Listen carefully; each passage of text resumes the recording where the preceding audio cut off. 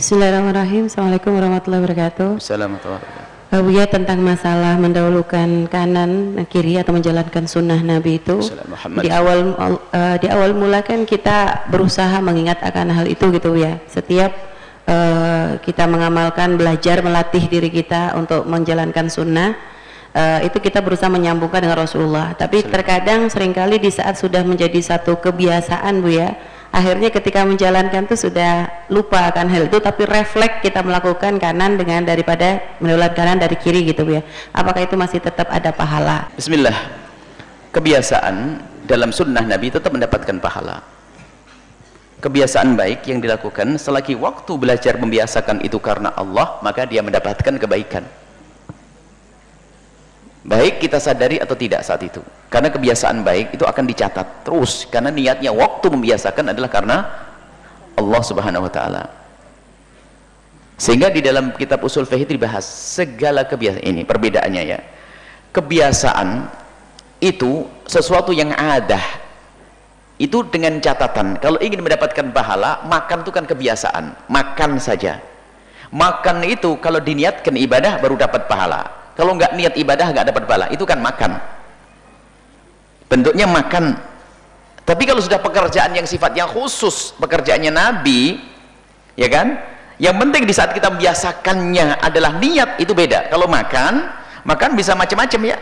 Kalau makan nggak kekhususan, makan beda dengan melakukan sesuatu dengan tangan kanan. Kalau tangan kanan ini adalah pendidikan dari Nabi secara khusus. Kalau makan adalah hal mubah. Kalau menggunakan tangan kanan itu sudah sunnah. Kalau sunnah dilakukan tetap sunnah. Tapi kalau kebiasaan makan, minumnya bukan makannya. Kalau kita minum, makan untuk niat agar kita kuat dalam ibadah, baru dapat pahala dengan niat. Tapi kalau sudah amalan sunnah, apapun bentuknya tetap sunnah Nabi SAW. Cuman yang kita bahas, kita ingin naik pangkat, tidak sekedar kita mengamalkan sunnah zahir. Karena dengan biasakan dengan Nabi ini ada pengaruhnya terhadap pecinta Rasulullah. Mulai dari perilakunya akan terbangun.